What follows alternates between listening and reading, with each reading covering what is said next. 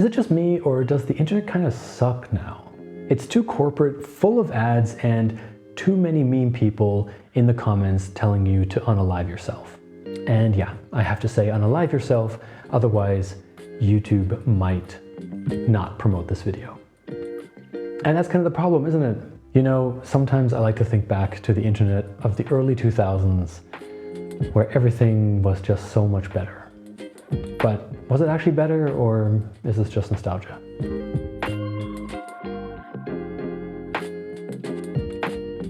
I started my journey on the internet pretty early on. My dad was an early adopter of the internet, and I was online by like 1995.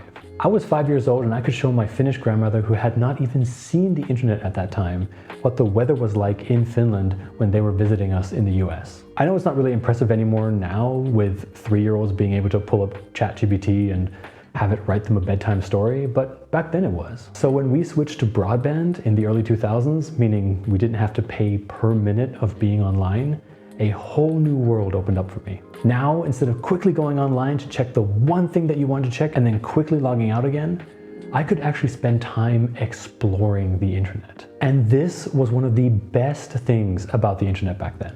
There was no Google to search things. I mean, there were search engines, but it wasn't like this go-to solution for finding things. What I did was I would try different .coms related to my interests. So like CartoonNetwork.com, Nickelodeon.com, PowerRangers.com, whatever. .com. The best thing about these websites is that they were already being made for kids. They had these simple but fun flash games that starred your favorite characters. You could look up stories, download wallpapers, all that good stuff. And for someone living in Germany, where we didn't get Cartoon Network or Nickelodeon, it was a really nice way for me to keep up with these TV shows that I liked from living in the US. Every time you found one of these websites, it was like uncovering a treasure chest. Then you would share these websites with your friends and write down the URL on a little piece of paper so that they could try it out when they got home. Now, whenever you have an interest, you just follow that on social media.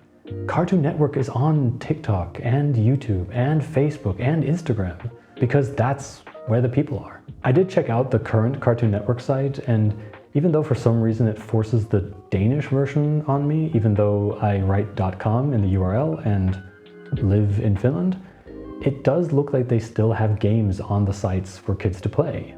And I'd be lying if I said I didn't play this golf game for longer than I should have. I guess I'm still a sucker for these web games. But by far, my favorite part of the old internet was webcomics. Because everyone had their own website, it was kind of hard to find them. But it was so nice to have them each separated and in their own domain. This way, the artist had full control over their work and their website, including advertising. And you didn't have random people coming across the work and leaving mean comments. Every time I found a webcomic that I liked, I saved it as a bookmark in a folder. Then every day after school, the first thing that I did was open all the web pages in that folder and check if any of them had updated. I know that there are still some webcomic artists who have their own websites, and I still have that bookmarks folder. But most artists now will post their work on Instagram, Facebook, or Webtoon, because that's where the readers are. So now I have a feed that's full of photographers, filmmakers, friends, brands, and webcomics. Obviously, a webcomic artist can't create as fast as a photographer or a brand, so the latter's content dominates my feed. Then Instagram or Facebook or whatever decides that I'm no longer interested in these webcomics that come out maybe once a week because I'm no longer interacting with that page. So then they don't show it to me anymore. The same thing happened to animators on YouTube when they switched their value system from views to watch time. Animation used to dominate the internet. Newgrounds was the place for flash animation and games.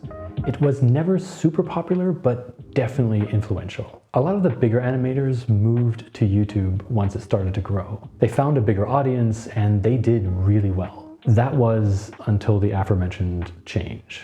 Changing from views to watch time was a good change. Back then, if you clicked on a video, and even if you clicked off it right away, it still counted as a view. This led to a lot of people gaming the system and making it so that the thumbnail would be something enticing, like a woman in a bikini. So then you'd click on it thinking it was a video about a woman in a bikini, realize very quickly that that's not what this video is about, and click off.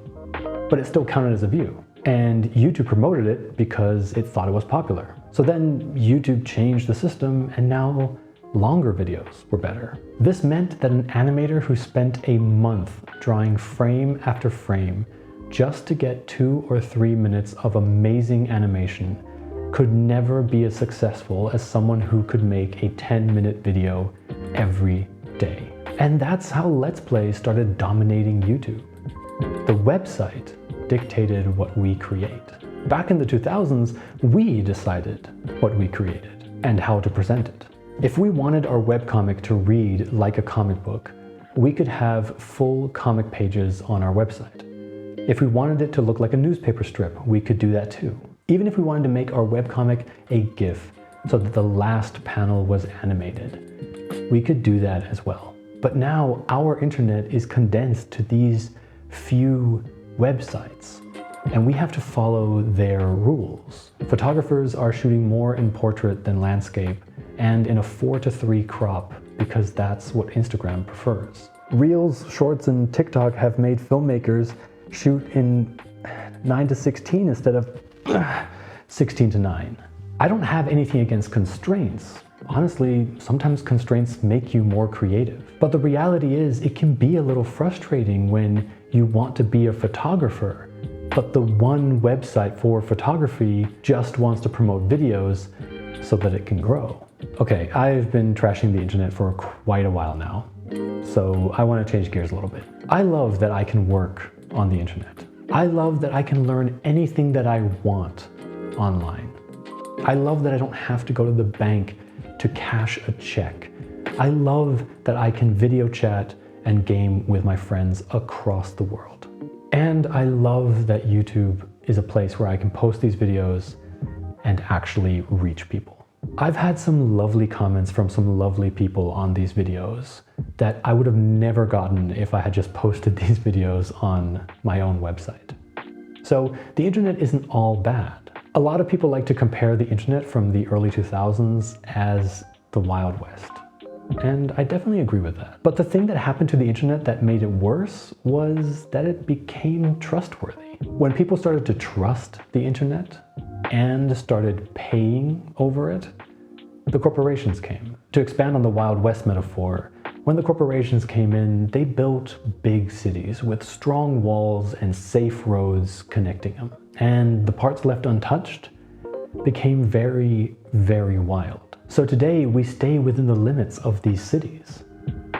We walk the streets of TikTok, Instagram, Facebook, Reddit, YouTube, and let them dictate the way that we create and consume content.